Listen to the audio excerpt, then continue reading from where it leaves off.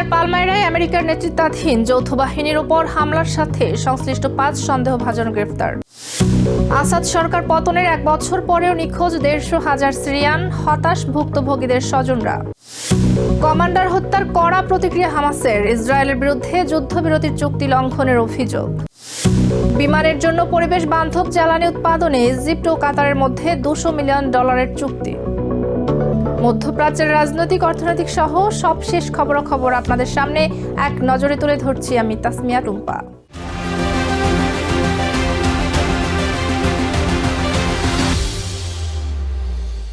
সিরিয়ার পালমাইরা শহরে সন্ত্রাসী হামলায় জড়িত সন্দেহে 5 জনকে গ্রেফতার করা হয়েছে।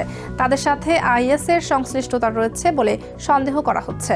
রবিবার দেশটির স্বরাষ্ট্র মন্ত্রণালয় জানিয়েছে, হামলাকারী সিরিয়ার সম্মিলিত নিরাপত্তা বাহিনীর সদস্য হলেও আইসিসের প্রতি সহানুভূতিশীল ছিল। ওই ঘটনাকে কাপুরুষোচিত সন্ত্রাসী হামলা আখ্যা দিয়ে বিবৃতিতে বলা হয়, সম্ভাব্য হুমকি দূর করতে নিরাপত্তা অভিযান জোরদার করা হয়েছে। শুক্রবার সিরিয়া ও আমেরিকার যৌথ বাহিনীর একটি বহরে গুলি চালায় অস্ত্রধারী। আইসিসের সাথে সম্পৃক্ততা রয়েছে এমন সন্দেহে ওই অস্ত্রধারীকে নিরাপত্তা বাহিনী থেকে প্রত্যাহারের সিদ্ধান্ত বিবেচনাধীন ছিল। ওই ঘটনায় 2 আমেরিকান সেনা ও 1 বেসামরিক আমেরিকান নিহত হন। নিরাপত্তা বাহিনীর গুলিতে হামলাকারীও ঘটনাস্থলে নিহত হয়।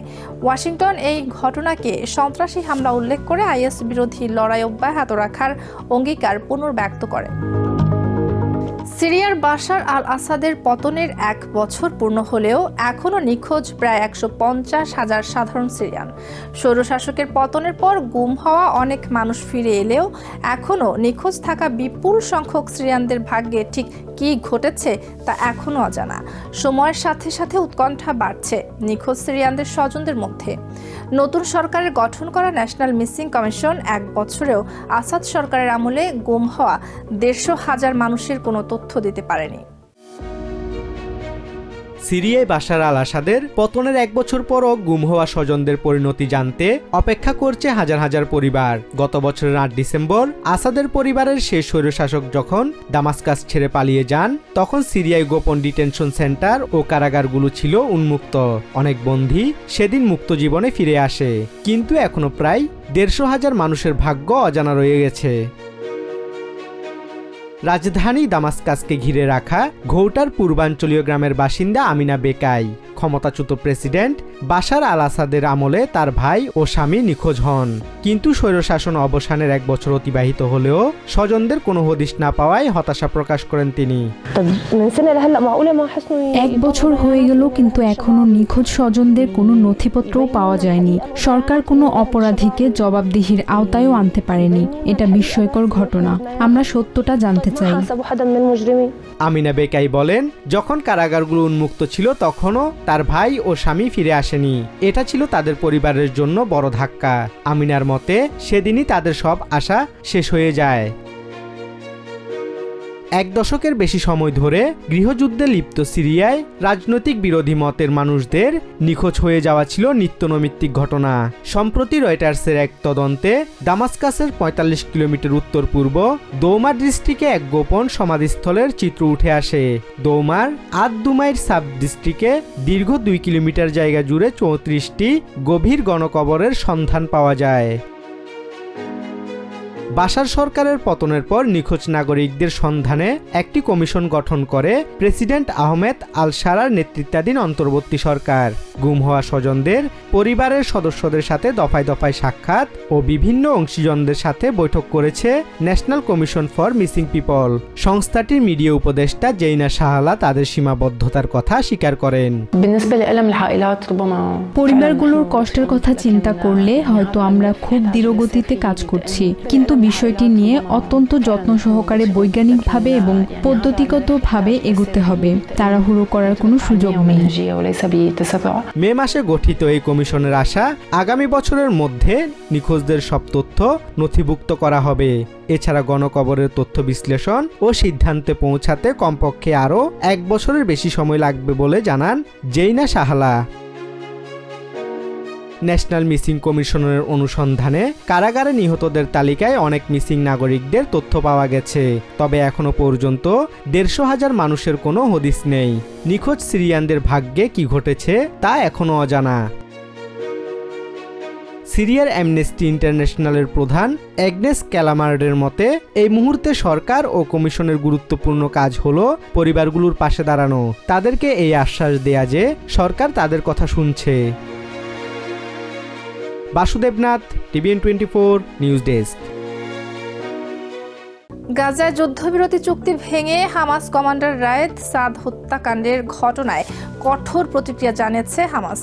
রবিবার এক বিবৃতিতে হামাসের সশস্ত্র শাখা আল কাসাম ব্রিগেডস জানায়, এই আগ্রাসনের জবাব দেওয়ার পূর্ণ অধিকার তাদের রয়েছে। ইসরায়েলি পদক্ষেপ সব সীমা ছাড়িয়ে গেছে বলেও বিবৃতিতে হুঁশিয়ার করেন তারা। অন্যদিকে হামাস প্রধান খলিল আল হাইয়া এক ভিডিও বার্তায় বলেন, এই ঘটনা যুদ্ধবিরতি চুক্তিকে হুমকির মুখে ফেলছে। ইসরায়েলি বিমান হামলায় হামাসের সেকেন্ড ইন কমান্ড রায়েদ সাদের নিহত হওয়ার ঘটনায় কঠোর প্রতিক্রিয়া জানিয়েছে সংগঠনটির সশস্ত্র শাখা আল কাসাম ব্রিগেডস। রবিবার এক বিবৃতিতে তারা বলে, ইসরায়েলের সাম্প্রতিক আগ্রাসনমূলক পদক্ষেপ সব সীমা ছাড়িয়ে গেছে এবং হামাস এই আগ্রাসনের জবাব দেওয়ার অধিকার রাখে। বিবৃতিতে নিশ্চিত করা হয়, রায়েদ সাদ হামাসের সশস্ত্র শাখার অন্যতম প্রতিষ্ঠাতা এবং হামাসের অস্ত্র উৎপাদন সদর দপ্তরের প্রধান ছিলেন। এতে বলা হয়, রকেট লঞ্চার, ক্ষেপণাস্ত্র এবং ট্যাঙ্ক বিধ্বংসী অস্ত্র উৎপাদন নিয়ন্ত্রণ করতেন তিনি। বিবৃতিতে রায়েদ সাদের জায়গায় নতুন কমান্ডার নিয়োগের কথাও জানানো হয়।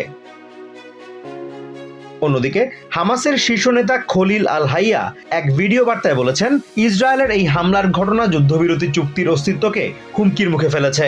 এমন পরিস্থিতিতে মধ্যস্থতাকারীদের প্রতি জরুরি পদক্ষেপের আহ্বানও জানান তিনি। ইহুদিবাদীদের ধারাবাহিক যুদ্ধবিরতি লঙ্ঘন, সহায়তা বন্ধ রাখা, ধ্বংসযজ্ঞ এবং সর্বশেষ মুজাহিদ কমান্ডার সাদের হত্যাকাণ্ড যুদ্ধবিরতিকে সংকটে ফেলেছে। আমরা মধ্যস্থতাকারীদের, বিশেষ করে প্রধান গ্যারান্টার আমেরিকা ও প্রেসিডেন্ট ডোনাল্ড ট্রাম্পের প্রতি ইসরায়েলকে চুক্তি মেনে চলতে বাধ্য করার আহ্বান জানাই। শনিবার গাজা সিটির উপকূলীয় রশিদ সড়কে একটি গাড়িতে ইসরায়েলি হামলায় হামাস কমান্ডার রায়েদ সাদ সহ 5 জন নিহত হন। রবিবার তার জানাজায় উপস্থিত হয়ে ইসরায়েলি আগ্রাসনের কঠোর নিন্দা জানান প্যালেস্টিনিয়ানরা। গাজাবাসীর মতে দখলদারদের আগ্রাসনের জন্য কোনো অজুহাতের প্রয়োজন পড়ে না। গাজায় যুদ্ধবিরতি ঘোষণার পর এটি ছিল হামাসের প্রথম কোনো হাই প্রোফাইল হত্যাকাণ্ড। ইসরায়েল রায়েদকে গাজায় হামাসের সর্বশেষ শীর্ষ কমান্ডার অভিহিত করেছে। যুদ্ধবিরতির ভবিষ্যৎ নিয়ে যখন আন্তর্জাতিক উদ্বেগ বাড়ছে, তখন এই হত্যাকাণ্ড নতুন ঝুঁকি তৈরি করেছে।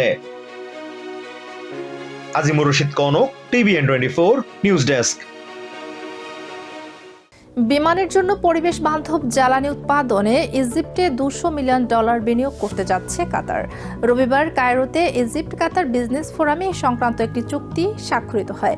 চুক্তি অনুযায়ী ইজিপ্টের সুয়েজ ক্যানেল ইকোনমিক জোনে একটি উৎপাদন কেন্দ্র স্থাপন করা হবে। কাতারের বেসরকারি প্রতিষ্ঠান আল মানা হোল্ডিং বিশাল অঙ্কের এই বিনিয়োগ করবে। এটি হবে অঞ্চলটিতে প্রথম কাতারি শিল্প বিনিয়োগ। 100,000 বর্গমিটার এলাকায় গড়ে তোলা উৎপাদন কেন্দ্রটিতে 2027 সাল থেকে বছরে 200,000 টন পরিবেশ বান্ধব বিমান জ্বালানি উৎপাদনের লক্ষ্যমাত্রা নির্ধারণ করা হয়েছে।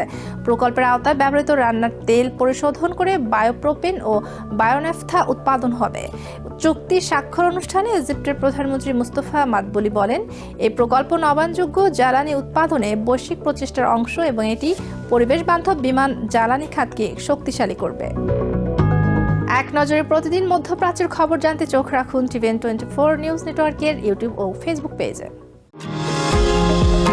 নিউ ইয়র্ক থেকে সম্প্রচারিত TVN24 টেলিভিশন বিশ্বজুড়ে বাঙালির কণ্ঠস্বর।